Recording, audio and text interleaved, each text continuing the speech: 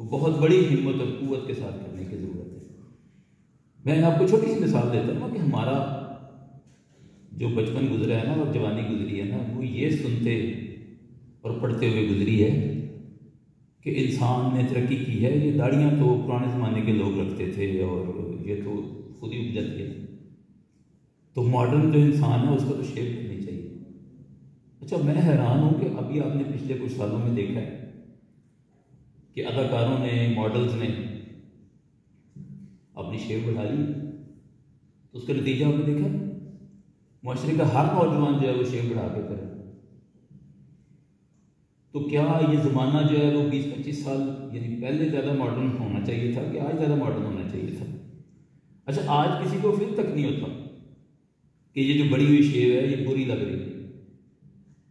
अच्छा, हमारा बचपन और जवानी तो ये बातें सुनते पढ़ते गुजरी है कि ये बड़ी बुरी चीज़ है और ये बुरी ही लगती है, और इसको जो है ना वो 7 o'clock और ट्रीट के जो इश्तहार हैं वही देखते देखते हमारी सारी उम्र गुजरी है कि एक जो खूबसूरत नौजवान है वो उसको शेव के साथ होना चाहिए, दाढ़ी मूंछ के बगैर। लेकिन आपने देखा है कि जब इसको ट्रेंड बनाया गया, इसको फैशन बनाया गया, तो कोई मसला नहीं है। आजकल यानी हमारे घरानों में हर बच्चा जो है वो दाढ़ी बढ़ा के फिर रहा है और कोई मसला नहीं। लेकिन जब यही बात इस्लाम कहता था या इस्लाम कहता है अब भी, तो लोग जो हैं उसको उस पर जो है वो नाक में चिढ़ाते हैं। तो मैं ये कहना चाहता हूँ कि ये बहुत बड़ी खिदमत है जो दीनी मदारस की शक्ल में हमारे मुल्क में हो रही है। इसको जो है वो अप्रिशिएट भी करना चाहिए और इसका हिस्सा बनने की भी पूरी कोशिश करनी चाहिए। दूसरी बात, दूसरा नुक्ता जो मैं आपके साथ शेयर करना चाहता हूँ वो है डॉक्टर साहब की खिदमात और फिर डॉक्टर साहब ने जो कुर्बानी दी। इस मुल्क में बहुत बड़ा एक फितना जो शुरू हुआ था, उसके खिलाफ डॉक्टर साहब जो है वो सीना तान के खड़े हो गए और उसकी ज़ाहिर है फिर जो वो कीमत अदा की। हमारे लिए जो आज सीखने की चीज़ है ना वो ये है कि हम उनकी खिदमात को किस तरह से याद करते हैं। मैंने यूरोप में, अमेरिका में भी कुछ वक्त गुजारा है, तो मैंने देखा है कि उनके जो थोड़ी सी भी खिदमात, कोई काबिल कदर खिदमात होती हैं ना जिन लोगों की, उनके म्यूज़ियम बनाते हैं, उन पर मूवीज़ बनाते हैं, उन पर जो है वो डॉक्यूमेंट्री तो छोटी चीज़ है, वो तो बॉलीवुड की जो है हॉलीवुड की फिल्में भी बनाते हैं उन पर। तो ऐसी कई जो हॉलीवुड की फिल्में हैं कि जो उनके जो है ना लेजेंड्स उनके ऊपर हैं, जो उनकी बड़ी शख्सियात हैं उनके ऊपर हैं। हमारे यहाँ वसाइल की कमी की वजह से हम ऐसा काम, यानी मेरी ख्वाहिश तो है कि यहाँ एक छोटा सा कमरा ही चाहे हो, वो एक म्यूज़ियम हम बनाएं कि जिसमें ये सारी तस्वीर जो आपने यहाँ शो कराई हैं वहाँ रखी जाएँ, डॉक्टर साहब के हवाले से कुछ और चीज़ें रखी जाएँ। तो ये बड़ा खुशाइंद है कि हम लोग जो हैं वो उनको याद करते हैं और उनके हवाले से जो है ना वो याद दहानी का कोई ना कोई एक तो वो ऐलान है ना जो अल्लाह ताला ने किया है शोहदा के बारे में, वो जिंदा रहते हैं। वो तो अल्लाह के ज़िम्मे है ना उनको जिंदा रखना और उनको रिस्क पहुंचाना। ऐसे ही ना कुरान कि जिंदा भी रहते हैं और अल्लाह उनको रिस्क भी दे रहा है। लेकिन मेरे आपके लिए सीखने का नुक्ता ये है कि हम उस शख्सियत को जिंदा रखें अपने दरमियान,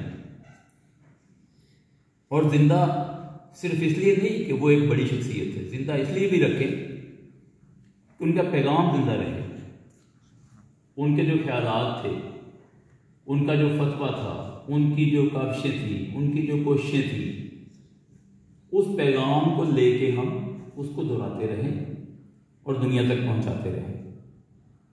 और इस तरह के मौके जब भी आए, आपने आज डॉक्यूमेंट्री के बहाने बुला लिया, बिठा लिया आपस में बैठ के, कल को किसी और मौके पे बैठ जाएंगे, उस पैगाम को उस शख्सियत के हवाले से जिंदा रखने की जरूरत है। ये सबक है इस दूसरे नुक्ते में मैंने जो बयान करना था। और तीसरा नुक्ता वो है दीनी मदारस के जो तलबा हैं उनका इस टेक्नोलॉजी की तरफ आना। ये बहुत बड़ी बात है। अक्सर जब मुझे मौका मिलता है किसी दीनी अफराद की किसी महफिल में बात करने का, तो मैं हमेशा ये बात कहता हूँ कि ये जो कैमरा था, ये जो ग्रामोफोन था, ये जो मोबाइल है या और जो टेक्नोलॉजी है, ये टेक्नोलॉजी नाच गाना करने वालों ने ईजाद नहीं की। ये तो फिजिक्स के लोगों ने, इलेक्ट्रिकल इंजीनियर्स ने या उस शोबे के जो लोग थे उन्होंने ईजाद की। लेकिन आप ये गौर करें कि दुनिया में जो इसके अर्ली एडॉप्टर थे वो कौन लोग थे। आप जरा सोचें, आप इस पर देखिएगा गूगल पे कि सोनी कंपनी जो है वो गाने रिकॉर्ड करने वाली वो कब बनी थी और किस मुल्क में बनी थी। मतलब टेक्नोलॉजी मैदान में आई, उन्होंने भाग के उसको पकड़ा और सारी दुनिया में नाच गाना और बेहूदगी जो है वो फैला दी। और हमारे उलमा इकराम ये सोचते रह गए कि पता नहीं ये लाउड स्पीकर हलाल है कि हराम है, कि जायज़ है कि नाजायज़ है, और फोटोग्राफी के बारे में पता नहीं हमारा जो है वो क्या मौक़िफ़ होगा। मतलब हम लोगों ने वो चीज़ें अडॉप्ट की, लेकिन शायद 100 साल के बाद आके अब उसका नतीजा क्या हुआ कि घर घर में जो है वो नाच गाना देखा जा रहा है, और जो असल मैसेज है अल्लाह ताला का, वो मैसेज पहुंचाना जिन लोगों की जिम्मेदारी थी, जिनको उस मैसेज की समझ है, वो बेचारे इस टेक्नोलॉजी से नाबलद हैं। तो ये एक बड़ी खुशाइंद बात है। आपकी इस टीम की तहसीन होनी चाहिए कि आपने ये टेक्नोलॉजी सीखी है, आपको इस बात की अहमियत का अंदाज़ा हो गया है कि डॉक्यूमेंट्री या फिल्म का जो मीडियम है ये बहुत अच्छे तरीके से, ये शायद 100-200 किताबों पर भारी हो, चंद मिनट की एक डॉक्यूमेंट्री बहुत अच्छे तरीके से मैसेज जो है वो दूसरों तक पहुंचा सकती है। तो चलें, काश कि पहले हमारे जो उलमा थे वो ये सीख जाते या इस तरफ आ जाते, लेकिन चले आ नहीं। एक एहसास तो पैदा हुआ और एक काबिश के तौर पर हम बैठे डिस्कस कर रहे थे कि थोड़ी बहुत एडिटिंग वगैरह की अभी इसमें, यानी हमारे ज़हन में कुछ तजवीज़ भी हैं, ये आपको बताएंगे। इसकी एडिटिंग की अभी भी ज़रूरत है, लेकिन एक पहली कोशिश के तौर पर ये बहुत अच्छी कोशिश है। इसका जो है वो हम इसको अप्रिशिएट भी करते हैं। और यहाँ से जो सीखने वाला सबक है वो फिर ये है कि आप लोगों को इस मदरसे ने वो अल्लाह का जो पैगाम है वो सिखा दिया या सिखा रहा है। अब दुनिया तक उस मैसेज को पहुंचाना कैसे है, वो जिस दौर की जो टेक्नोलॉजी होगी उसी के जरिए से पहुंचेगा। आज अगर किसी को कहा जाए कि किताब पढ़ें, ये पेपर बेस्ड बुक, मेरा अपना सब्जेक्ट जो है वो लाइब्रेरी एंड इंफॉर्मेशन साइंस है, मैं खुद इसका एक तालिब इल्म हूं। लोग नहीं आते इस तरफ क्योंकि लोगों के पास मोबाइल है, लोगों के पास सोशल मीडिया है। जो मैसेज आपका है वो इन अलमारियों में, वो सबसे ऊपर वाले खाने में है, जिसको यानी हाथ भी वहां तक पहुंचाने के लिए शायद नीचे को सीढ़ी लगानी पड़े। लोग नहीं जाएंगे उस तक। जो आज के दौर की टेक्नोलॉजी है वो सीखनी पड़ेगी। मैसेज को उस टेक्नोलॉजी के जरिए से आप लोगों तक पहुंचाएंगे। और ये बड़ा खुशाइंद है कि आपके लोग जो हैं वो इसके लिए ज़हनी तौर पे तैयार हुए, इधर इस तरफ आए, उन्होंने ट्रेनिंग सेशन लिए।